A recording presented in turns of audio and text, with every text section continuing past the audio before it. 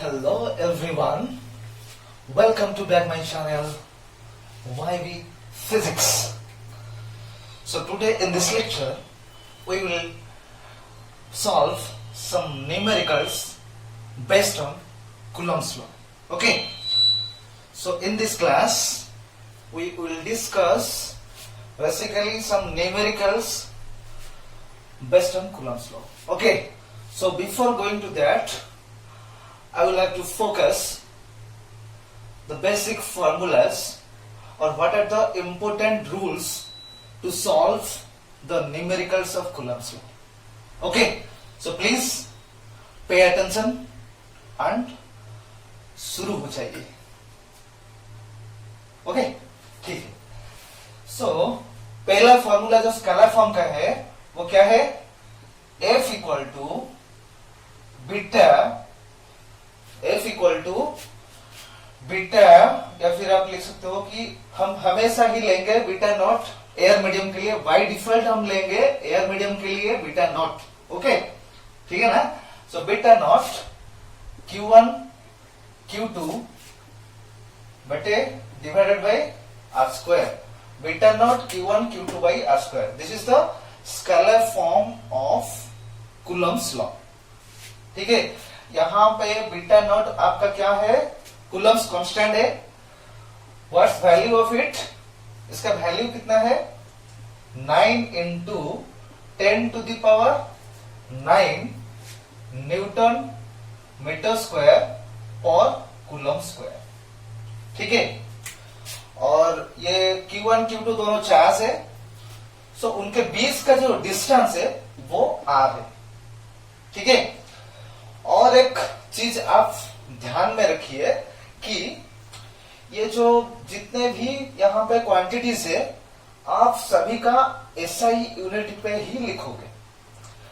सभी को SI unit पे कन्वर्ट करने के बाद आप ये फॉर्मूला में वो वैल्यूज पुट कीजिए. ओके, सो ये हो गया आपका पहला बात. नेक्स्ट दूसरा बात क्या है कि आप हमेशा यूनिट पे ध्यान दीजिए. फाइनल एक्सप्रेशन लिखने के टाइम आप यूनिट पे बार बार ध्यान दीजिए कि गलती से तो आप यूनिट नहीं छोड़ रहे. ठीक है, so unit is very very very very important. Otherwise this is not this is nothing. Actually this is simply a number. So what does it signifies? So if a physical quantity don't have any units, it has no meaning, right? So unit is very very important thing, and you will have focus very clearly that actually the distance of separation between Q1 and Q2 is R. Okay, अब हमेशा Q1 कहां पे है और Q2 कहां पे है. ठीक है, और जो भी चार्ज होगा आप उनको मत देखिए. Q1 Q2 के डिस्टेंस को ही आप देखते रहिए और वहां से आप पता लगाए कि R कितना है. ठीक है, ये हो गया स्केलर फॉर्म. ये क्या है? ये है Coulomb's लॉ का स्केलर फॉर्म. ठीक है, उसके बाद उसका वेक्टर फॉर्म क्या है? F vector equal to beta naught Q1 Q2 divided by R square, sorry R cube into R vector. ये हमेशा ध्यान में रखिए कि ये बेसिक वेक्टर फॉर्म है. किसका? Coulomb's लॉ का scalar form of Coulomb's law. This is vector form of Coulomb's law. ठीक है, ओके. उसके बाद आप अगर डाइलेक्ट्रिक कांस्टेंट आपको पता है और एयर मीडियम पे आपको फोर्स कितना है वो भी पता है. ठीक है, तो उसके बाद आपको पूछा गया है कि कोई अदर मीडियम पे जिसका डाइलेक्ट्रिक कांस्टेंट K है उसी मीडियम पे आपका फोर्स कितना आएगा. ठीक है, सो F इक्वल टू वहां पे आप लिख सकते हो कि F नॉट वेक्टर. ठीक है, F not by K. F not हो गया आपका एयर मीडियम पे फोर्स का वैल्यू, के आपका जिस मीडियम पे आप फोर्स निकालना चाहते हो उसी मीडियम का डाइलेक्ट्रिक कांस्टेंट। ठीक है, सो ये कुछ इंपोर्टेंट फॉर्मूलाज है जो फ्रीक्वेंटली हम यूज करने वाले हैं। ठीक है, और एक बात, अगर आपको दिया गया है कि अगर आपको दिया गया है कि डिस्टेंस Q1 Q2 के बीच में जो डिस्टेंस ऑफ सेपरेशन है ना, अगर वो इंक्रीज होता है तो फोर्स क्या होगा, डिक्रीज होगा। क्यों? क्योंकि ये जो फोर्स है वो डिस्टेंस के साथ इनवर्सली प्रोपोर्शनल है, मतलब ये लेस होगा तो ये ज्यादा होगा, अगर ये ज्यादा होगा तो ये लेस होगा, अगर ये डिक्रीज करेगा तो ये इंक्रीज करेगा, अगर ये इंक्रीज करेगा तो ये डिक्रीज करेगा। ठीक है, सो अगर आपको पता है, मतलब क्वेश्चन में पूछा गया है कि अगर आर इंक्रीज कर रहा है, ठीक है, तो फोर्स आपका डिक्रीज करेगा। क्यों? Since F is inversely proportional to R square. ठीक है, सो उस हिसाब से अगर आप आर डिक्रीज करता है तो फोर्स क्या होगा, फोर्स इंक्रीज ही करेगा। ठीक है, सो अगर आपको पूछा गया है कि आर एक्स परसेंटेज इंक्रीज हो रहा है, उस हिसाब से formula percentage of decrease in F कितना होगा। अगर आर आपका इंक्रीज हो रहा है, आपको पूछा गया है कि percentage of decrease in F कितना है, तो आप वहां पे न्यू फोर्स एफ डैश आप निकालोगे, उसके बाद आप क्या करोगे ना, उसी वैल्यू को ओरिजिनल वैल्यू से ये लिख सकते हो, del F by F into 100। ये है परसेंटेज ऑफ डिक्रीज और इंक्रीज इन एफ। उसी हिसाब से आप ये लिख सकते हो कि F minus F dash by F into 100। ये कब होगा ना, जब फोर्स का वैल्यू अगर एफ डिक्रीज हो रहा है तो आप ये फॉर्मूला लिख सकते हो। अगर आपका फोर्स इंक्रीज कर रहा है तो आप ये लिख सकते हो F dash minus F by F into 100। ये किस लिए? अगर एफ इंक्रीज कर रहा है। ठीक है, ये फॉर्मूला सब ध्यान में देखिए, क्योंकि इसी को लेकर ही हम प्रॉब्लम्स न्यूमेरिकल्स सॉल्व करने वाले हैं। ठीक है, ओके, सो फर्स्ट क्वेश्चन। और एक बात ध्यान दीजिए कि अभी मैं जो न्यूमेरिकल्स करने वाला हूं उसी का क्वेश्चंस मैं पीडीएफ फाइल में नीचे डिस्क्रिप्शन में लिंक दे दूंगा, तो वहां से आप कंप्लीट क्वेश्चंस देख सकते हो। ठीक है, अभी मैं सिंपली शॉर्ट में क्वेश्चंस बताऊंगा और न्यूमेरिकल्स कैसे सॉल्व करते हैं ये भी बताऊंगा। ठीक है, सो देखते रहिए। ओके,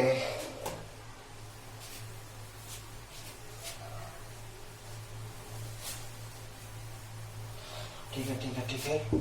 सो फर्स्ट क्वेश्चन क्या है कि अगर आप कूलम्ब्स लॉ अप्लाई करना चाहते हो तो एटम का लीस्ट साइज कितना होगा। To apply Coulomb's law the least size of atom is dash metre. To apply Coulomb's law the least size of atom is dash metre. Option में आपको दिया गया है ए में 10 to the power minus 9 metre, B में है 10 to the power minus 11 metre, C पे है 10 to the power minus 30 metre और डी पे आपका है 10 to the power minus 15 metre. इनमें से कौन सा डिस्टेंस लीस्ट डिस्टेंस होगा जिसके थ्रू हम कूलम्ब्स लॉ अप्लाई कर सकते हैं। ड्रॉबैक्स में और कंक्लूजन में मैं बताया था कि अगर atomic size, nuclear size 10⁻⁻15 metre या उससे कम होता है तो हम उस वक्त कूलम्ब्स लॉ अप्लाई नहीं कर सकते। सो 10⁻⁻15 ये तो बिल्कुल ही नहीं होगा। और ये जो 3 वैल्यूज है, ये 3 वैल्यूज से ये 3 वैल्यूज हो सकता है, पर उसमें से लिस्ट वैल्यू कौन सा है? लिस्ट वैल्यू कौन सा है आप गेस कीजिए, क्या होगा least value? 10⁻⁻13 metre is the least value. So answer is option सी।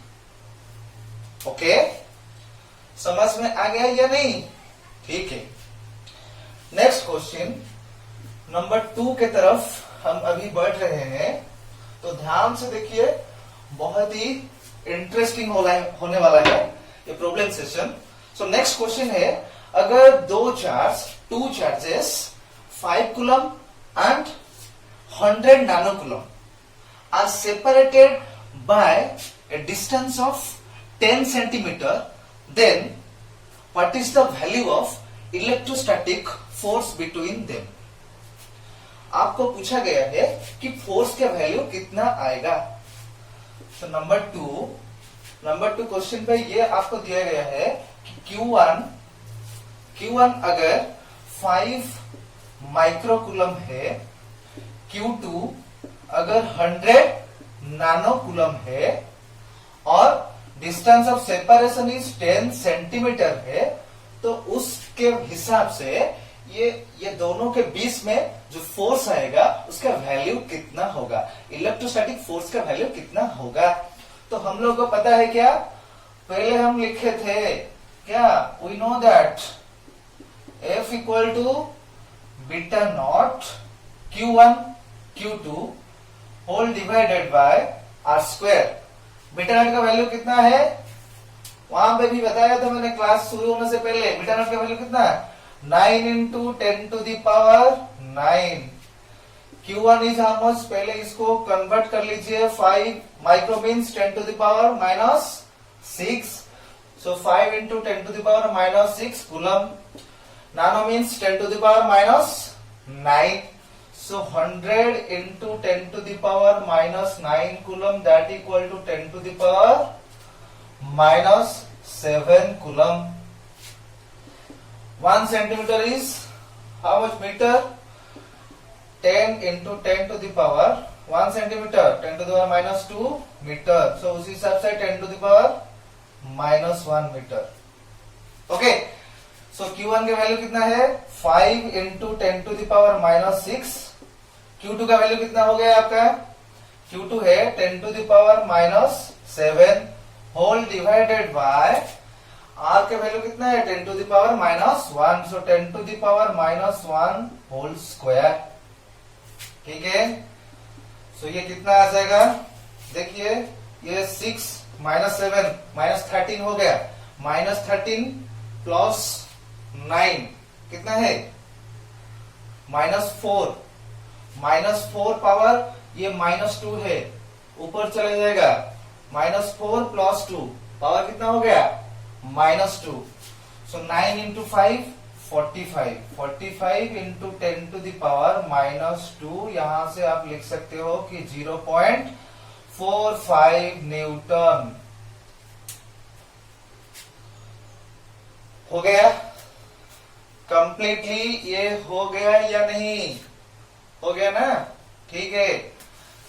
उसके बाद तीसरी प्रॉब्लम की तरफ हम बढ़ेंगे अभी ना, ठीक है, देख लो ध्यान से, हो गया, ओके।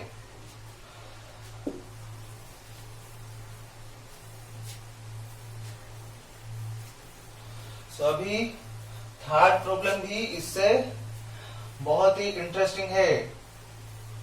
क्या होगा, क्वेश्चन है, अगर टू चार्जेस Q1 Q2 है, उनके बीच में जो सेपरेशन है वो R है, तभी हमको पता चलता है कि उनके बीच जो फोर्स है वो F0 है। ठीक है, सो Q1 Q2 है, आपके पास चार्ज, सेपरेशन R है, सो उस हिसाब से आपको बताया गया है कि F0 जो है वो फोर्स का वैल्यू है। सो उस हिसाब से beta naught Q1 Q2 divided by R square हो गया आपका। ठीक है। सो क्वेश्चन में ये पूछा गया है कि फास्ट बीट में पूछा गया है कि अगर ईच चार्ज मतलब Q1 Q2 दोनों, ईच चार्ज इज हाफ, अगर ईच चार्ज इज हाफ मतलब Q1 Q2 दोनों आधा आधा हो जाएंगे और उनके बीच का जो सेपरेशन वो डबल हो जाएगा, तब कितना फोर्स आएगा वो हमको पता करना है। ठीक है। तो क्वेश्चन में ये पूछा गया फास्ट बीट में कि अगर Q1 डैश हम लिखेंगे, चेंज होने से क्या हुआ, आधा हो गया। ठीक है। Q2 डैश कितना हो गया, वो भी आधा हो गया। और क्या है, सेपरेशन जो है वो आइडियास वो डबल हो गया। ठीक है। वो डबल होने से, ये सब चेंज होने से न्यू फोर्स जो होगा वो कितना आएगा हमको अभी पता लगाना है। ठीक है। वो new force suppose F dash है, so F dash is how much, beta naught Q1 dash F dash equal to beta naught Q1 dash Q2 dash whole divided by R dash square. उसके बाद क्या आपका ये beta not रह गया, Q1 dash कितना है, Q1 by 2, Q1 divided by 2, Q2 dash कितना है, Q2 बाई 2। ओके। उसके बाद R डैश का वैल्यू कितना है, R डैश हो गया आपका 2R, सो 2R होल स्क्वायर। देखो ध्यान से, 2 टाइम्स 2 इज 4, सो 4 नीचे आ गया, 2 square that is also 4, so 4 into 4 is 16, सो नीचे 16 आपका दब गया। सो अभी हम क्या लिख सकते हैं कि 1/16 times beta naught Q1 Q2 divided by R square. पर ये ब्रैकेट में अभी है वो क्या है, आपको पहले बताया गया है कि F नॉट ही है वो। सो ये कितना आएगा, सो ये F डैश हो गया आपका क्या, ये F नॉट हो गया, सो F not divided by 16। F not जितना होगा उसका डिवाइड हम 16 करेंगे तो वो न्यू फोर्स का वैल्यू हम पता लगा सकते हैं। ठीक है, ये हो गया। सो उसके बाद हम नेक्स्ट क्वेश्चन, सेकेंड बीट का जो क्वेश्चन है वो अभी डिस्कस करने वाले हैं, ये आप ध्यान से देख लीजिए। हो गया ना? ओके। सो नेक्स्ट क्वेश्चन जो है वो क्या है कि ये दोनों चार्ज है वो डबल हो जाता है। दोनों चार्ज में से कोई एक charge, if either charge is doubled and separation is half, then what will be the new force. So अभी हम पता करेंगे, अगर ये दोनों में से कोई एक चार्ज डबल होता है और सेपरेशन हाफ हो जाता है, मतलब ये डबल होने से Q1 डैश इज 2Q1 और Q2 डैश इज Q2, क्योंकि हमको क्वेश्चन में बताया गया है कि उसमें से कोई एक चार्ज डबल हो गया, मतलब Q1 डैश हो गया 2Q1, Q2 डैश पहले जैसा रहेगा और R डैश इज R/2, मतलब वो हाफ हो जाएगा। उसके बाद न्यू फोर्स का वैल्यू कितना आएगा ये हमको पूछा गया है। सो कैसे हम सॉल्व करेंगे बताओ? हाँ ठीक है। Okay, so F dash is beta naught Q1 dash Q2 dash divided by R dash square. So Q1 dash is how much? Q1 dash is 2Q1। सो यहां से हम लिख सकते हैं beta naught Q1 dash is 2Q1 into Q2 dash is Q2। Okay, R dash is R/2, so R dash is R/2 whole square. Okay, so R/2 square how much? R square by 4, therefore will वो ऊपर चला जाएगा, ठीक है। तो यहाँ पे कितना आ जाएगा, 4 into 2 is how much, 8. So 8 times beta naught Q1 Q2 divided by R square आपका आ जाएगा। सो ये भी क्या हो गया आपका, beta naught Q1 Q2 R square is F naught, जो कि आपको पहले ही दिया गया है, ठीक है। सो अभी फाइनली ये कंक्लूजन हम क्या लिख सकते हैं कि F dash is 8 times F not. हो गया, कंप्लीट हो गया। सो इसके बाद ये सेकंड बिट आपका है, ठीक है। सो इसके बाद इसी क्वेश्चन पर थर्ड बिट हम डिस्कस करने वाले हैं। ये एक वेरी वेरी इंटरेस्टिंग क्वेश्चन होने वाला है। थर्ड बिट जो है वो क्या है कि अगर आपका फोर्स एयर मीडियम पे इतना है और आपको पूछा गया है कि कोई दूसरे मीडियम पे जिसका डाइलेक्ट्रिक कांस्टेंट 25 है, मतलब K इज 25, तब फोर्स का वैल्यू कितना आएगा, ये हमको पूछा गया है, ठीक है। सो उसका वैल्यू फॉर्मूला क्या, हम यहां पे कौन सा फॉर्मूला हम यूज करने वाले हैं, F equal to F naught by K, ठीक है। F equal to F naught by K, ये फॉर्मूला हम यूज करने वाले हैं ये थर्ड बिट में, ओके। सो क्वेश्चन के हिसाब से हम ये लिखेंगे कि अगर आपको पर्टिकुलर वैल्यू दिया गया है, मतलब Q1 थर्ड बिट पे Q1 is 2 coulomb and Q2 is also 2 coulomb and separation is 3 meter. तो K is 25. उसके बाद आपको पूछा गया है कि फोर्स का वैल्यू कितना आएगा। हम ये फॉर्मूला यूज कर सकते हैं कि एफ नॉट बाई के। सो एफ नॉट पहले निकालेंगे। F naught is beta naught Q1 Q2 by R square whole divided by K, okay. So beta naught is how much, beta naught is 9 into 10 to the power 9, okay.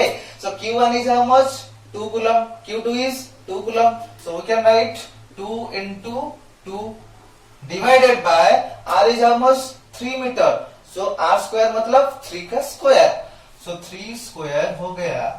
उसके बाद क्या है कि dielectric constant आपका कितना है, 25 हो गया। सो यहां से आप देख सकते हो कि 3 का स्क्वायर कितना है, 9 कैंसिल हो जाएगा। सो यहाँ पे सिर्फ 2 into 2 4 ही रहेगा। सो 4 by 25 into 10 to the power 5. So finally F is 4 by 25 into 10 to the power 9. So what's the value of it? F equal to, finally value कितना आ जाएगा, यहाँ पे आप फाइनल वैल्यू आपका आ जाएगा 0.16 into 10 to the power 9 Newton, ठीक है। हो गया फोर्थ क्वेश्चन का तीनों बिट आप अच्छे से समझ गए ना, ओके। सो नेक्स्ट हम फिफ्थ क्वेश्चन के बारे में डिस्कस करने वाले हैं, वो भी उससे भी ज्यादा इंटरेस्टिंग होने वाला है, ठीक है। सो ये फोर्थ क्वेश्चन हो गया ना, ओके। उसके बाद हम क्या करेंगे सर, कौन सा प्रॉब्लम करने वाले हैं, या बार बार बोल रहे हैं कि इंटरेस्टिंग है। सो क्या कैसे इंटरेस्टिंग होगा हम देखते हैं, ओके। सो कितना इंटरेस्टिंग होगा। सो नेक्स्ट क्वेश्चन है calculate the minimum value of force acting between the 2 point charges having a separation 1 meter. दो चार्ज के बीच का डिस्टेंस 1 मीटर अगर होगा तो मिनिमम वैल्यू ऑफ फोर्स कितना आएगा, फोर्स का मिनिमम वैल्यू कितना आएगा वो हमको पता करना है।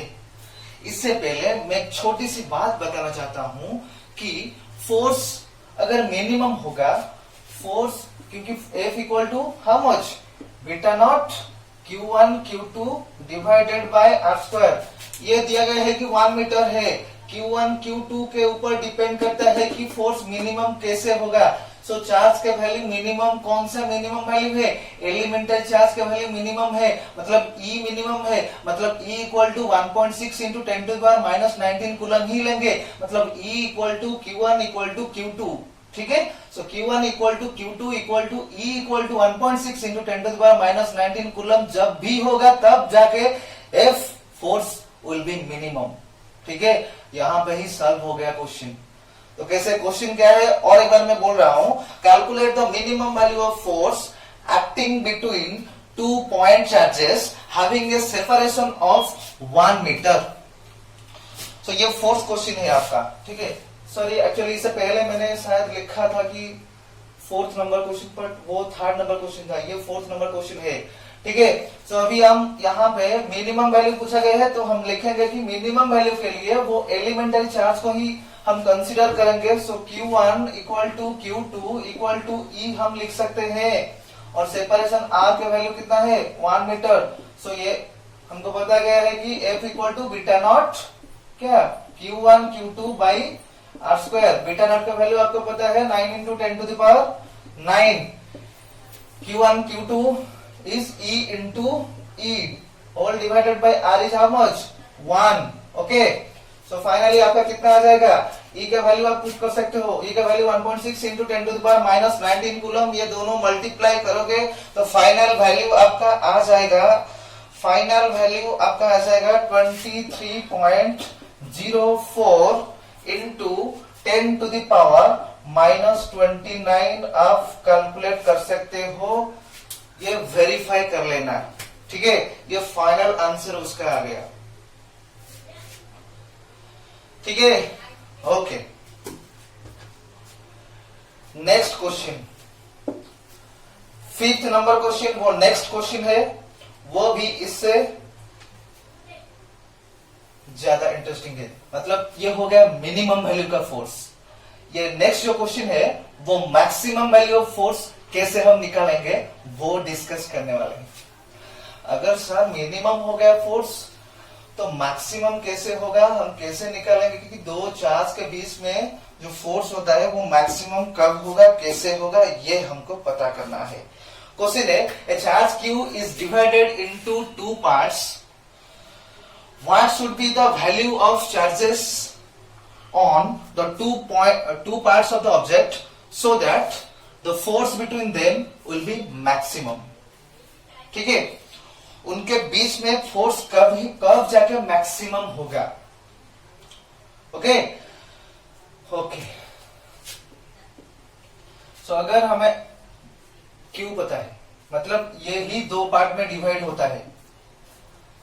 एक पार्ट हो जाता है Q1 जो सपोज Q है, तो दूसरा पार्ट कितना हो जाएगा? Q minus small q, right. अगर 10 कूलम आपके पास है, उसमें से एक हो गया 1 कूलम, दूसरा कितना होगा? 9 कूलम। पहले हम एग्जाम्पल के तौर से देखेंगे कि अगर आपके पास 10 कूलम चार्ज है, तो 10 कूलम चार्ज अगर 2 पार्ट में डिवाइड होता है तो उनके बीच में फोर्स कब मैक्सिमम होगा। हम जस्ट सिंपली हम देखेंगे कैसे होता है, बट कोई फॉर्मूला जैसे यूज नहीं करेंगे, ठीक है। देखो, अगर ये 1 होगा तो ये 9 होगा, 1 + 9 = 10, राइट। अगर ये 2 कूलम होगा तो यहाँ पे 8 आ जाएगा। अगर ये 3 हो गया तो क्या आ गया? ये 7। उसके बाद ये 4 अगर है तो ये 6, ये 5, उसे और कॉम्बिनेशन हम नहीं ले सकते। तो यहां से ये जितने भी कॉम्बिनेशन है, इसमें से कौन से पेयर ऑफ चार्ज लेने से इनके बीच का जो फोर्स होगा वो मैक्सिमम होगा।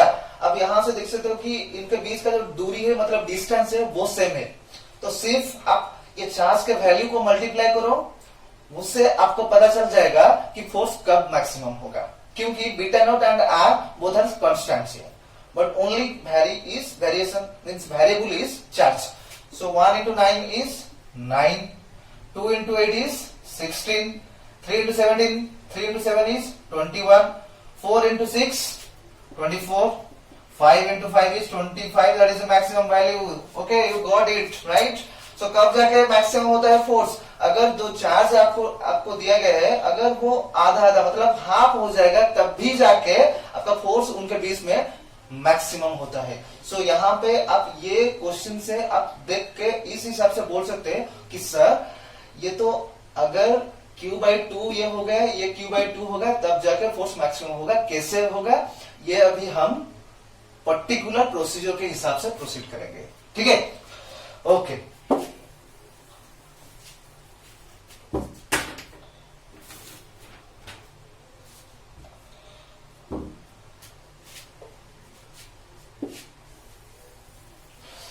सो आपके पास है Q1, Q1 is how much? Q, okay. Q2 is Q minus Q, क्योंकि ये कैपिटल Q ही डिवाइड होता है दो पार्ट्स में। ओके, सो यहां पे आप लिख सकते हो कि F, what is the value of F? F is beta naught Q1 Q2 by R square. So F equal to beta naught Q1 is how much? Q, right? तो Q2 is capital Q minus small q whole divided by R square। यहां से आप लिख सकते हो कि F equal to beta naught Q into capital Q minus Q square whole divided by R square, right? Right?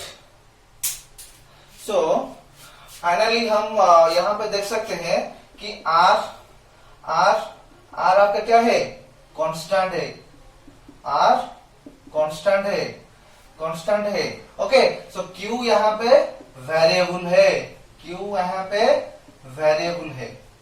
ठीक है, सो अगर हमको पूछा है कि कोई वैल्यू मतलब मैक्सिमम होता है, फोर्स मैक्सिमम होता है, तो हम वहां पे उसका first order derivative with respect to the variable, यहाँ पे Q है, so first order derivative with respect to charge 0 अगर होता है तब जाके force will be maximum, force तब जाके मैक्सिमम होता है। सो अगर इसका फर्स्ट ऑर्डर डेरिवेटिव 0 होता है तब जाके फोर्स मैक्सिमम होता है। ठीक है, सो फोर्स हमको पता गया है क्या है? मैक्सिमम है। So dF/dq is 0 implies d/dq of F कितना है? Beta naught Q capital Q minus Q square whole divided by R square, right? That equal to 0। ये beta naught R square constant आपके पास है, तो वो कांस्टेंट यहाँ पे इस तरफ आ जाएगा, 0 के साथ मल्टीप्लाई होने से वो भी 0 हो जाएगा। सो सिर्फ आपके पास क्या रह गया? d/dq of Q capital Q minus Q square equal to 0। यहां पे देखो d/dq ऑफ Q dq/dq कितना हो जाएगा? 1। सिर्फ आपके पास कैपिटल Q ही बचेगा, minus d/dq of Q square is how much? d/dq of Q square is how much? 2Q। वो किस हिसाब से? Power minus 1। Okay, so Q minus 2Q equal to 0। So finally आपके पास Q is how much? Q is how much? Q equal to 2Q. Q equal to capital Q/2. Small q equal to capital Q/2. Small q is यहाँ पे आपको क्या दिया गया है? Q1. So Q1 is capital Q/2. अगर Q1 is capital Q/2, so Q2 क्या होगा? Q minus Q/2, that equal to Q/2। हो गया ना? सो इससे पहले हम बताए थे कि अगर दोनों चार्ज आधा हो जाए मतलब हाफ होगा, तब भी जाके उनके बीच में फोर्स मैक्सिमम होगा। ठीक है, सो ये हो गया 5th क्वेश्चन। ध्यान से देखिए।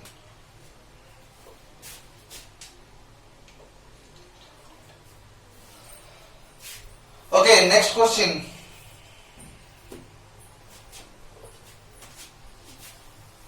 नेक्स्ट क्वेश्चन है कि तो लास्ट में जो फॉर्मूला हम दिए थे ना, लास्ट का जो फॉर्मूला था, लास्ट में कौन सा फॉर्मूला? यहाँ पे क्वेश्चन है 2 charges each of equal magnitude.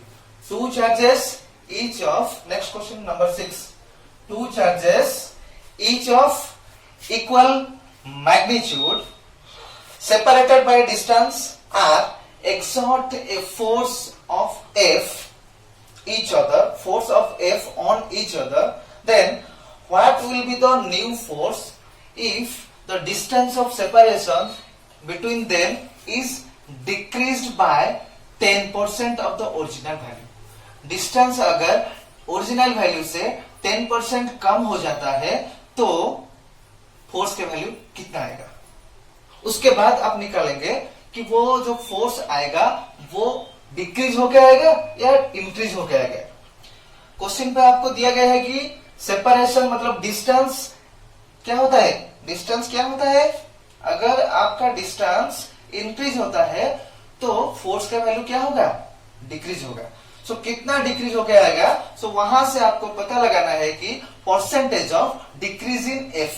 अगर आपको दिया गया है कि इंक्रीज इन आर कितना है तो वहां से आप पता लगा सकते हो कि percentage of decrease in F कितना आएगा। ठीक है, ओके। सो गिवन दैट आपके यहाँ पे क्या क्या गिवन है, मतलब Q1 is Q2 is equal to Q, क्योंकि ये दोनों चार्ज का मैग्नीट्यूड सेम है। सपोज ये Q हो गया, ओके। सो यहां से आप लिख सकते हो कि F equal to beta Q1 Q2 beta naught Q1 Q2 मतलब Q मतलब Q square by R square. So यहां से आप लिख सकते हो कि F is inversely R square. ये आपका इक्वेशन मान लो 1 हो गया। और क्या दिया गया है, ऑल्सो वो जो न्यू डिस्टेंस है वो 10% इंक्रीज होता है। पहले कितना था, R था, इंक्रीज कितना हुआ, इंक्रीज हुआ तो ऐड करेंगे कितना, 10%, किसका, R का, 10% of R। Okay, so R plus 10% मतलब 10/100, 10 डिवाइडेड बाय 100 ऑफ R मतलब इनटू R। सो यहां से आप एलसीएम लोगे तो क्या कितना आ जाएगा, कितना आ जाएगा, 100R plus 10R divided by 100। सो हो गया आपका 110/100 इनटू टाइम्स R।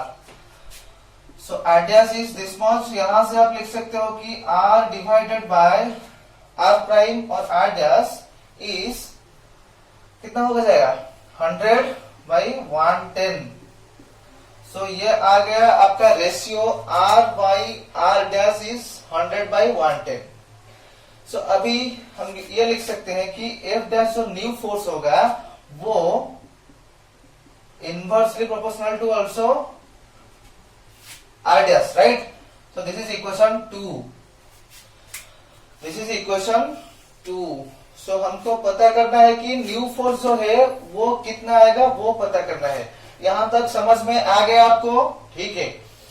सो इसके बाद हम ये डिस्कस करने वाले हैं कि फोर्स का वैल्यू कैसे आएगा, कितना आएगा, वो हम इसके बाद ही देखेंगे। Okay, so equation 2 divided by equation 1 तो क्या होता है, इक्वेशन 2 डिवाइडेड बाय इक्वेशन 1 अगर होगा तो कितना आएगा, F प्राइम और F dash by F is equal to R by R prime और R डैश। ओके, इसका होल स्क्वायर आपका आ जाएगा, क्योंकि ये स्क्वायर है ना, force is inverse proportional to square of separation between them. Okay, so R by R dash is almost 100/110। R by R dash is कितना है, 100/110 स्क्वायर। सो इसका वैल्यू आ जाएगा आपका, डिवाइड करेंगे तो 0.909 स्क्वायर इम्प्लाइज। उसके बाद क्या आएगा कि F dash will be equal to, इसका स्क्वायर हो गया आपका 0.82 अप्रोक्सीमेटली आप लोगे तो। सो 0.82 ये F मल्टीप्लाई हो जाएगा, सो ये F कितना आ जाएगा। ओके, सो F का वैल्यू कितना आ गया, न्यू फोर्स वो जो पहले जो फोर्स था उसका 0.82 टाइम्स आ गया, मतलब वो डिक्रीज हो गया। क्योंकि हमको क्वेश्चन पे दिया गया था कि R अगर इंक्रीज होता है तो फोर्स क्या होगा, डिक्रीज होगा। कितना डिक्रीज होगा, इतना आ गया।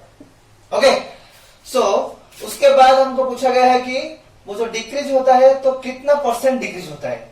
सो इसके बाद अभी हम बाहर क्या डिराइव करने वाला है कि जो डिक्रीज होता है percentage of decrease in F, percentage of decrease in F कितना आ जाएगा। सो अगर फोर्स डिक्रीज होता है तो क्या होगा, F minus F dash by F into 100। So F minus F dash कितना है, अरे लिखो ना यार, क्यों इतना इनएक्टिव हो, देखो। हाँ, so F minus 0.82 times F divided by F into 100, क्योंकि F dash is 0.82 F. So F minus 0.82 F मतलब एफ यहां से आप कॉमन लोगे तो 1 माइनस 0.82, 1 माइनस 0.82 इज 0.18। सो यहां से आप लिख सकते हो कि 0.18 F divided by F into 100 हो गया। सो एफ यहाँ पे फाइनली आपका आ जाएगा percentage of change in F, यहाँ पे डिक्रीज हो रहा है। So decrease in F is equal to 0.18 into 100 मतलब फाइनली आपका आ जाएगा 18%। अगर डिस्टेंस 10% इंक्रीज होता है तो फोर्स 18% डिक्रीज होगा। क्लियर? ओके, नेक्स्ट क्वेश्चन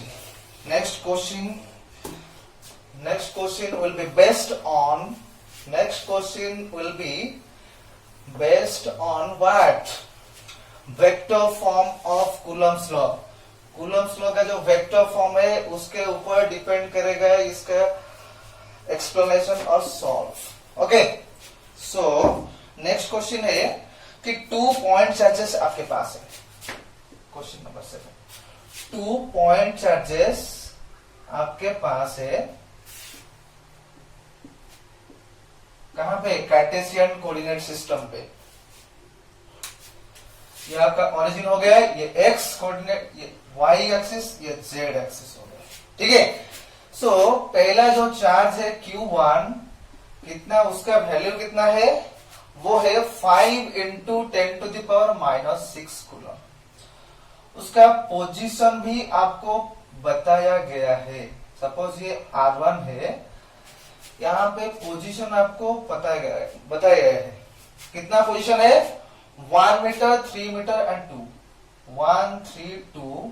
ये जो Q1 है, ये Q1 का ये एक्स कोऑर्डिनेट, ये वाई कोऑर्डिनेट, ये जेड कोऑर्डिनेट। ठीक है। उसके बाद Q2 भी आपको दिया गया है। Q2 का वैल्यू है आपका 3 इंटू 10⁻⁻6 कूलम, और उसी का कोऑर्डिनेट है 352। ओके, सॉरी 351, मतलब Q2 का X coordinate, Y coordinate, Z coordinate. So question में आपको पूछा गया है कि F at 1 ड्यू टू 2 कितना होगा and F at 2 due to 1 कितना होगा। मतलब कि Q1 F at force at Q1 due to Q कितना आएगा, force at Q2 due to Q1 वो कितना आएगा। ठीक है। सो यहां से पहले हम पता कर लेते हैं कि R1 कितना होगा। ये जो R1 पोजीशन वेक्टर है ना, वो कितना होगा।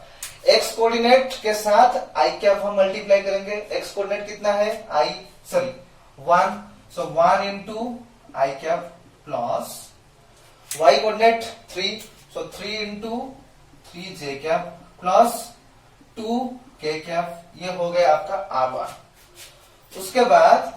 उसके बाद हम लिखेंगे कि R2 का वैल्यू कितना है। R2 जो पोजीशन वेक्टर है, मतलब Q2 का पोजीशन वेक्टर कितना आएगा, ये हो गया आपका x coordinate, so 3 i cap plus 5 j cap plus 1 into के cap.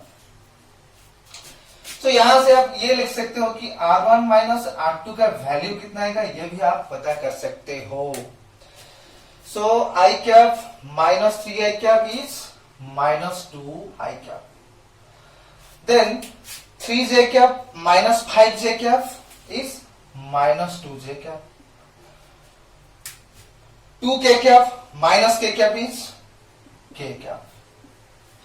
Okay, so R1 minus R2 का जो वेक्टर का मैग्नीट्यूड आएगा वो कितना आएगा, -2 स्क्वायर प्लस 1 स्क्वायर।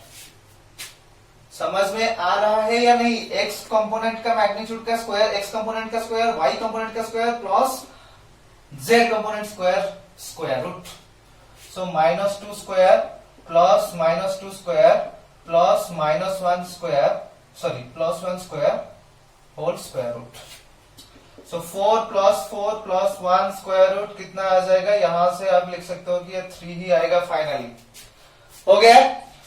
उसके बाद नेक्स्ट R2 माइनस R1 कितना आएगा, 3i cap minus i cap is 2i cap, 5j cap minus 3j cap is 2j cap. Next k cap minus 2k cap is minus k cap. Okay, हो गया। उस हिसाब से R2 vector minus R1 vector magnitude कितना आएगा, वो भी 3 आएगा।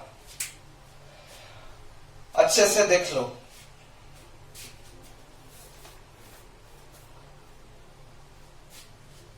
हो गया, हो गया ना। सो अभी हमको पता करना है कि F12 मतलब F force at Q1 due to Q2, force at Q1 due to Q2। तो यहां पे आपका पोजीशन वेक्टर क्या आएगा, फोर्स का डायरेक्शन किसके तरफ आएगा। एट Q1 मतलब वो टेस्ट चार्ज है, सो वो ही मूव करेगा। वो किस तरफ मूव करेगा, दोनों पॉजिटिव है, पॉजिटिव मतलब रिपल्सन होगा। Q1 अगर Q2 अगर Q1 के ऊपर फोर्स अप्लाई कर रहा है तो Q1 ही मूव करेगा। सो यहां से इस तरफ ही जाएगा, तो ये पोजीशन वेक्टर Q2 से Q1 के तरफ आ जाएगा। तो उस हिसाब से उसका पोजीशन वेक्टर कितना हो गया, उसका पोजीशन वेक्टर हो गया जहां पे जा रहा है मतलब R1। सो R1 माइनस R2 यही है फॉर्मूला, मतलब पोजीशन वेक्टर और डिस्प्लेसमेंट वेक्टर हम F12 के लिए यूज करने वाले हैं। F12 के लिए कौन सा, यही यूज करने वाले हैं। F12 F@1 due to 2 is how much, beta naught Q1 into Q2 whole divided by R1 minus R2 magnitude Q। आप याद कर लो, beta Q1 Q2 by RQ into R vector, ये वेक्टर फॉर्म है। उस हिसाब से हम लिख रहे हैं क्या, beta naught Q1 Q2 by R1 minus R2। Q1 Q2 के बीच का जो डिस्टेंस है वो R1 माइनस R2 है, उसको वेक्टर फॉर्म में हम लिख रहे हैं। So into R1 minus R2 हो गया। सो उसके बाद आप उसका वैल्यू पुट कर सकते हो, इसका मैग्नीट्यूड का वैल्यू 3 है। अब यहां से पुट करोगे, फाइनली R1 माइनस R2 इसको भी आप वहां पे लिखोगे। तो अभी हम इरेज कर रहे हैं थोड़ी देर के लिए। ओके, सो क्या करेंगे, सो फाइनली आ गया F12 वेक्टर आपका बीटा नॉट का वैल्यू कितना है, 9 into 10 to the power 9 into Q1 is 5 into 10 to the power minus 6 into Q2 is 3 into 10 to the power minus 6, right? Whole divided by R1 minus R2 is magnitude 3. So 3 का cube into R1 minus R2 is minus 2i cap minus 2j cap plus k cap. Okay, so ये आपका आ जाएगा कितना, 27 या 9। So finally यहाँ पे कितना रहेगा, 3 रहेगा। 3 ये 3 कैंसिल हो जाएगा, तो फाइनली 5 ही रहेगा। So 5 into 10 to the power minus 6 minus 12। So 10 minus 12 9 minus 12 is 10 to the power minus 2। यहां पे minus 2i cap minus 2j cap plus k cap. हो गया क्लियर, यहां तक क्लियर हो गया ना। सो उसके हिसाब से आपके लिए टास्क है कि आप निकालोगे F@2 ड्यू टू 1 कितना आएगा, मैं आंसर लिख रहा हूं, आप इसको कैलकुलेट करना है। अगर इसको ये जो F12 है आपको समझ में आ गया तो आप आप F21 कितना आएगा वो कैलकुलेट कर सकते हो। कितना आएगा किस हिसाब से लिखोगे वही फॉर्मूला, बट ये चेंज हो जाएगा। Beta naught Q1 Q2 by R2 minus R1 magnitude cube, R2 minus R1 इतना ही आप लिखोगे, इसके वैल्यू पुट करोगे, सिंप्लीफाई करोगे तो फाइनली आपका आंसर आ जाएगा F21 के value 5 into 10 to the power minus 2 2i cap plus 2j cap minus k cap. यहां से आप देख सकते हो कि F12 vector is negative of F21 vector, so this proves also the Newton's third law. So completely it's clear right. Okay, so मैं और एक बार बोल रहा हूं कि ये जो क्वेश्चंस और न्यूमेरिकल्स हम अभी अभी सॉल्व किए हैं वो सभी क्वेश्चंस और उसका सॉल्यूशन भी मैं डिस्क्रिप्शन में एक लिंक पे पीडीएफ पे फाइल पे मतलब दे दूंगा, सो आप वहां से अच्छे से देख सकते हो। सो इसके लिए बहुत बहुत धन्यवाद। आप अच्छे से ये वीडियो देख लीजिए और अच्छे से अच्छे सब्सक्राइब, लाइक एंड शेयर करने में कंजूसी मत करना, क्योंकि मुझे उससे बहुत खुशी मिलती है। ठीक है, तो थैंक यू दोस्तों, बेस्ट ऑफ लक।